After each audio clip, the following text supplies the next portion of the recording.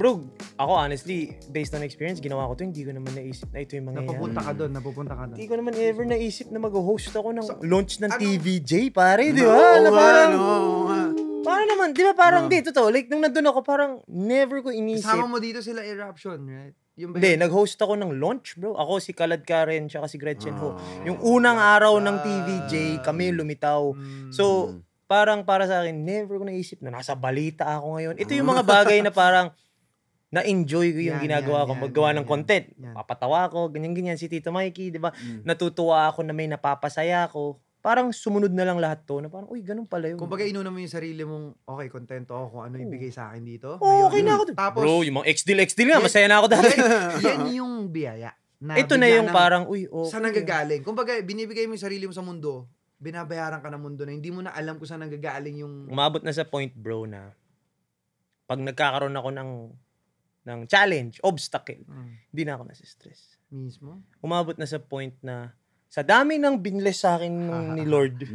Ito yung nangyari, bro. Umaga nung commercial na sinasabi ko sa'yo. Yung commercial last week, bro, mga 3 buwan na yun na uusog. Kasi umuulan. Outdoor eh. Usog.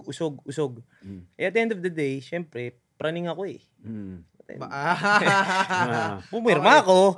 Pero kung hindi magawa tong commercial na to, hindi ako mababayaran. So para sa akin, magawa lang natin. Kumbaga, magawa natin, secure na, okay na. Kahit ano pa mangyari. Kayo mag-edit. Kahit i-cancel nyo yan.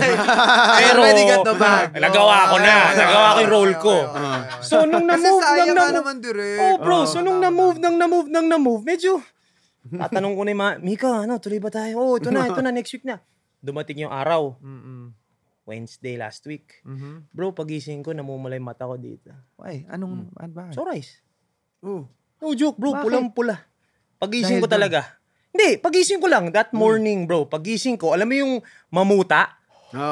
Siyempre, in my head, putang ina, ano to? Pare, kumbaga. Bro, kasi in my head, naka-cancel siya because of the weather. Pag na-cancel siya dahil sa akin, baka palitan nila ako.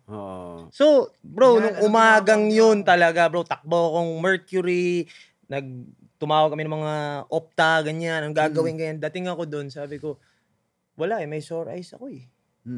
So, nung time na iniisip ko, sabi ng manager namin, sabi niya, tingnan natin, kung ma-replace tayo, wala tayong magagawa. Mismo. Wala tayong magagawa.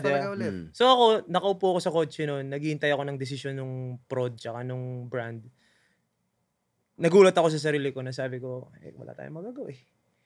Usually, bro, sa laking pera noon, bro, parang, Lord, ano ba to? Lord, ano ba to? Ngayon pa ba? Diba? In my head, pare, parang, sandali lang, sa lahat ng binigay niya dito, mawala to, baka may plano. So naniniwala na ako ngayon dun sa baka may plano. Kasi hindi ka talaga magsa-surrender din sa kanya. Hindi ako sobrang religious. Hindi ako sobrang religious. Same. Pero meron akong faith lang na maganda man o pangit yung mangyari. Tuloy mo lang. Ang gagawin ko, kunyari lang, na-cancel ako nun. Kunyari, hindi natuloy. Ayoko na magtrabaho kasi hindi natuloy yung commercial ko eh. Ayoko na. Hindi eh, di ba? So parang, tuloy na lang natin.